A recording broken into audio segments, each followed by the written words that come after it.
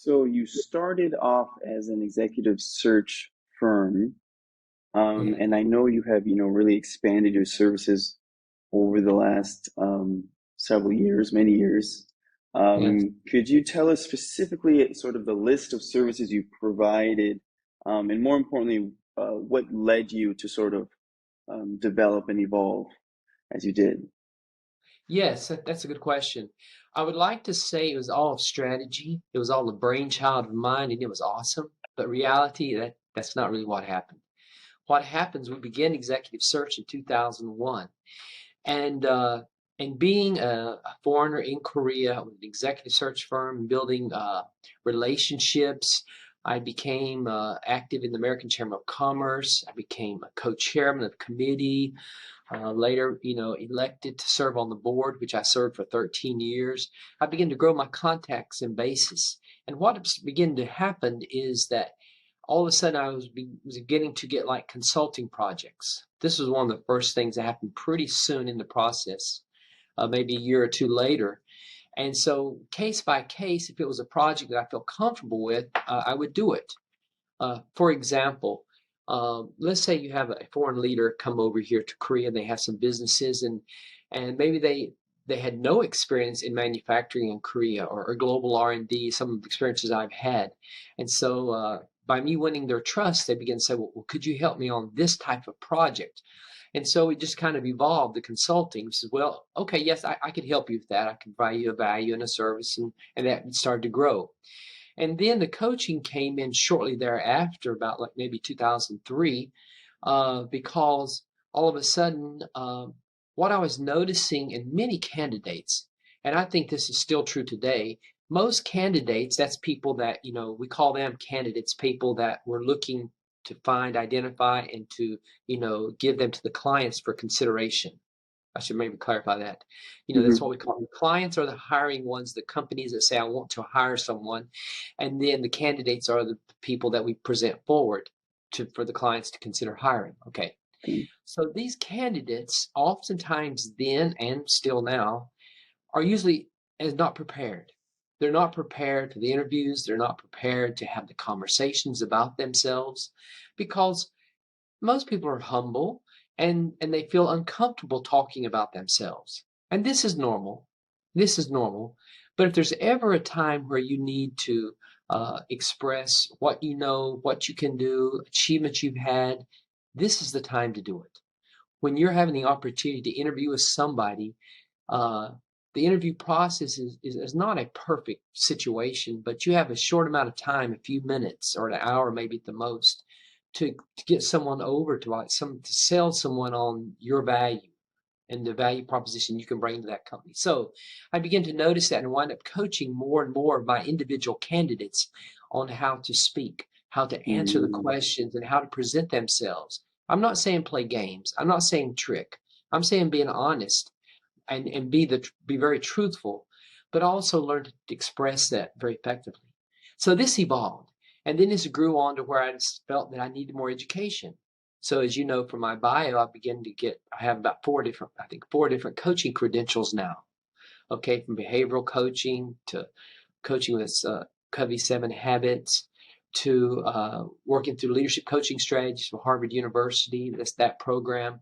So I kept and have continued to grow, get more certificates or licenses or what have you, and knowledge in this area because it began to grow then to individuals outside of just searching. Uh, Ambassadors, I've coached ambassadors from countries I shouldn't mention, Hmm. but confidentiality, government officials, very senior level, on different things from performance to actually communicating well with foreign companies and organizations to where maybe because I understand the Korean culture pretty well and how to do business here, for them to understand why the foreigners would think and act differently. So that evolved. And then it evolved later into what you and I were talking about earlier before we started about startup companies. Okay. Later, that evolved into that, to where we were also requested to be the head of the Seoul Global Center for the Seoul Metropolitan Government. That organization is the largest of its type in the world, actually. because it's all encompassing. 7 village centers, 7 migrant workers, 4 business centers. And I got into that program and I started realizing they only had positions for 9 startup companies in their incubation program. Mhm. And I was blessed with a great team of people and helped to grow that to about 54 companies within 3 years. Wow. So I became a judge, deciding, to help being a part of the decision making of who gets into the program, who does not. This led to me participating in the past few years in the K Startup Grand Challenge, which Mhm. is the South Korean's national government's largest program for startups. It usually starts out with around 3,000 companies globally, gets Mhm. down to about 60 or 65. And then myself and some other people are invited in to help judge and evaluate these 60 some companies to pick the top 30. So that's been awesome as well. And I participate and continue. That's just kind of grown and evolved. And last night I did again for the Seoul Global Business Center. I'll lecture there quarterly and coach them a little bit. Okay. So hundreds of people I've coached on the startup company. So that's evolved. All right. Mhm. So as you said, the evolving of the services from the consulting, from the coaching, uh, to the payroll services, bookkeeping, that's evolved from clients needing people on their employment records here legally, but yet not setting up a full company. And we provided and grew our business license to be able to provide and help them. So I guess that was a long answer, but to Mhm. describe it, it's all been a process of client needs, expectations, our abilities to deliver that. And it's all has one big quote or one single thing that ties it all together, and that's people. It's Sure. about human resources. It's about helping leaders, helping performance organizations. And then our niche has also been, in all of these cases, multinational companies, all right, mostly seeking bilingual Koreans for their positions, or in the startup companies, or in those types of folks. A lot of those are foreigners, actually, looking to grow their business or build a business here in Korea. So it's kind of evolved, I guess, over clients' needs, and also my desire, I should say, to have a portfolio of services.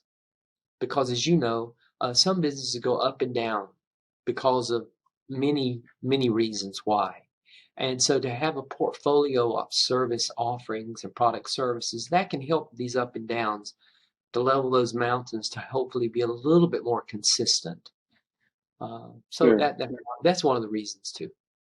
Yeah. I think you made a few interesting points. In my case, in my consulting company, it started because I was working with one company over here, and then by word of mouth, another company asked me to do some similar services for them, whether it was marketing or in their international relations department. And at one time, I had signed, 3 or 4 different contracts with multiple companies, and I was going to this office this day and then another office on this day. And then I was sort of inspired to sort of combine everything and put it under one company and start my own consulting company. So on the idea of expanding services, I started off doing very basic media and social media management and things like that. And then, a client or someone would come to me and say, "Hey, Joel, could you do this for me?" And if I thought that I could do it, I would do that. And if I was successful, then I realized, hey, I have a new service that I can offer to my other clients. And it slowly Yeah. started growing that way.